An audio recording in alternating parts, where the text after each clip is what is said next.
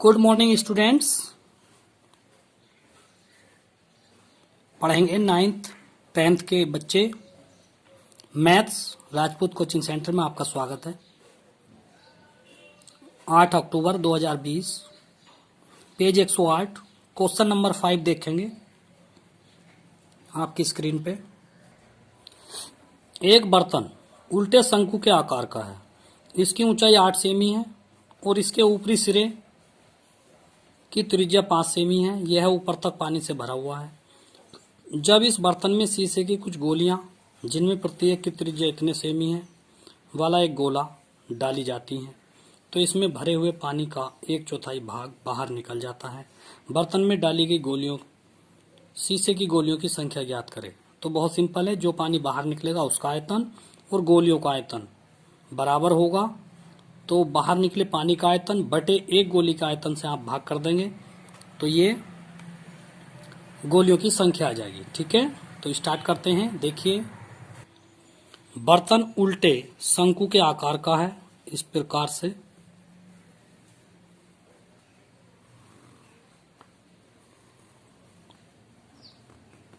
ये उल्टे शंकु के आकार का हो गया।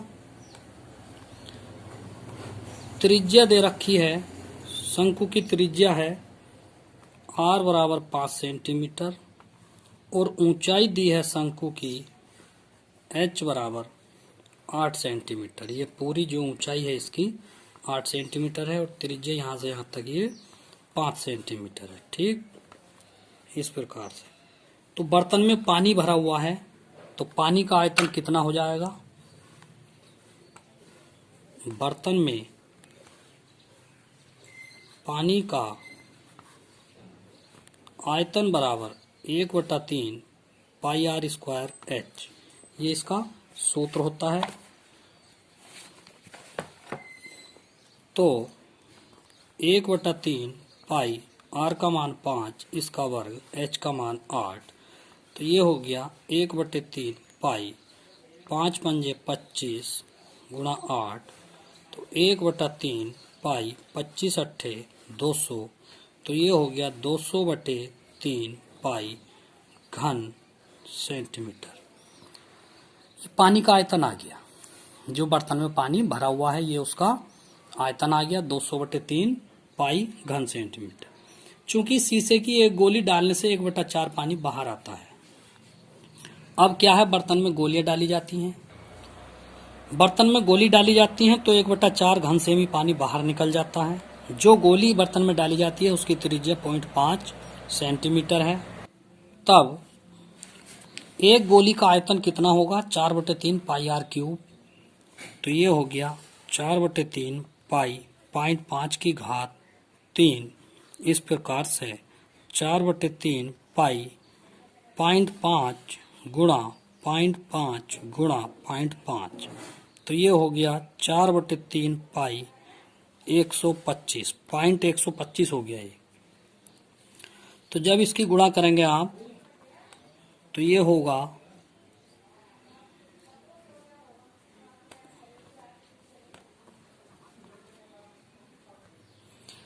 0.5, 3 से पहले पॉइंट लगाएंगे तो ये आ गया 0.500/3 घन सेमी।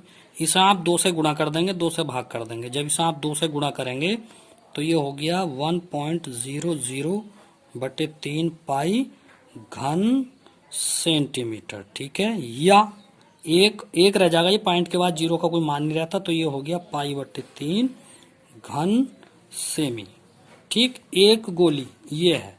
तब गोलियों की संख्या कितनी हो जाएगी? गोलियों की संख्या कितनी हो जाएगी? तो देखिए, गोलियों की, तब बाहर निकले पानी का आयतन बटे एक गोली का आयतन और बाहर कितना पानी निकल रहा है?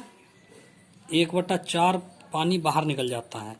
पूरे आयतन का 1/4। बाहर कितना पानी निकल रहा है? बाहर तो 1/4 निकल जाता है। तो कुल आयतन कितना है पानी का? वो है 200/3 और 1/4 बाहर निकल लिया है, तो पाई और 1/4 पानी बाहर निकल रहा है। और एक गोली का आयतन कितना है? वो है पाई/3। तो देखिए, इससे इसको काटेंगे तो ये आ गया 50/3 पाई बटे पाई बटे 3। पाई से पाई कट गया, 3 से 3 कट गया। तो कितनी गोली हो गई? तो गोली बराबर हो गई 50। 50 गोली बर्तन में डाली जाएंगी, तब जो है 1/4 पानी बाहर आएगा। तो गोलियों की संख्या कितनी हो गई? 50 गोली। ठीक है, नेक्स्ट क्वेश्चन देखेंगे। सॉरी, थोड़ा सा गलत हो गया। देखिए, इसे 2 से गुणा करी है तो ये 6 हो जाएगा। ओके, और जब ये 6 हो जाएगा तो यहां भी हम 6 रखेंगे इस प्रकार से, और ये भी 6 होगा, और 3 से 6 कटेगा 2 बार, इस 2 की गुणा 50 में होगी तो ये आवेगा 100 गोलियां। तो ठीक कर लीजिए, ये 100 गोलियां होगा। ठीक है आंसर। अच्छा, ये 7वां क्वेश्चन है। देखिए छठा देखिए आप पहले।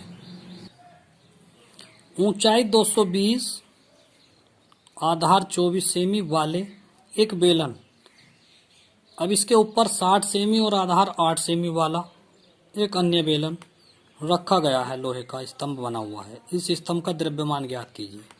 जबकि दिया है 1 घन सेमी लोहे का द्रव्यमान 8 ग्राम होता है। पाई का मान लेना है 3.14। तो इसे पहले करेंगे। ठीक है, 7वां क्वेश्चन आ गया था स्क्रीन पे, वो आप उतार लीजिए, उसको अभी कराएंगे। पहले छठा कर लीजिए। ठीक है, ओके।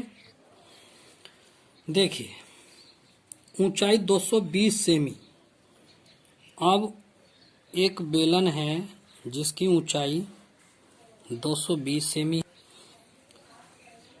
इसकी ऊंचाई 220 सेंटीमीटर है, और इसका जो व्यास है वो 24 सेमी है। यहां से यहां तक कितना है?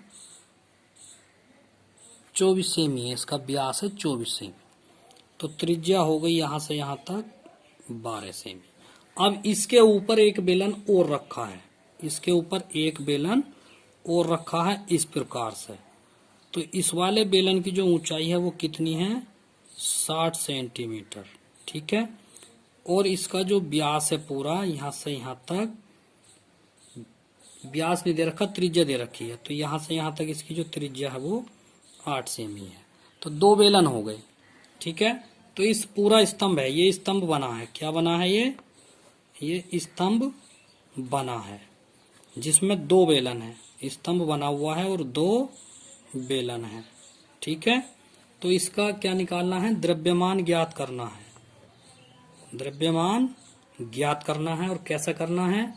1 घन सेमी, 1 घन सेमी का जो द्रव्यमान है वो कितना है? 1 घन सेमी लोहे का द्रव्यमान है 8 ग्राम।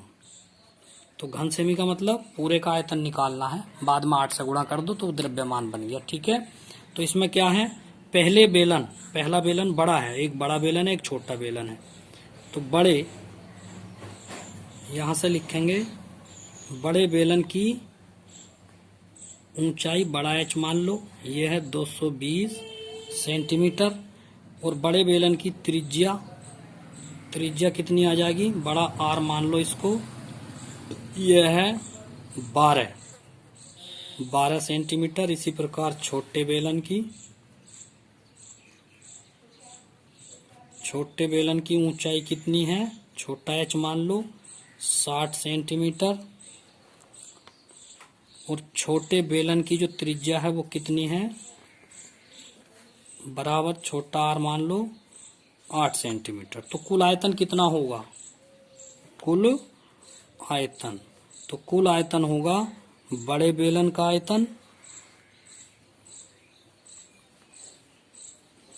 प्लस छोटे बेलन का आयतन। ठीक है, दोनों के आयतन जोड़ दो,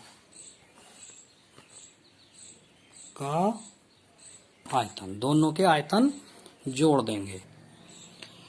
देखिए, बड़े बेलन का आयतन पाई आर स्क्वायर एच, छोटे बेलन का आयतन पाई आर स्क्वायर एच।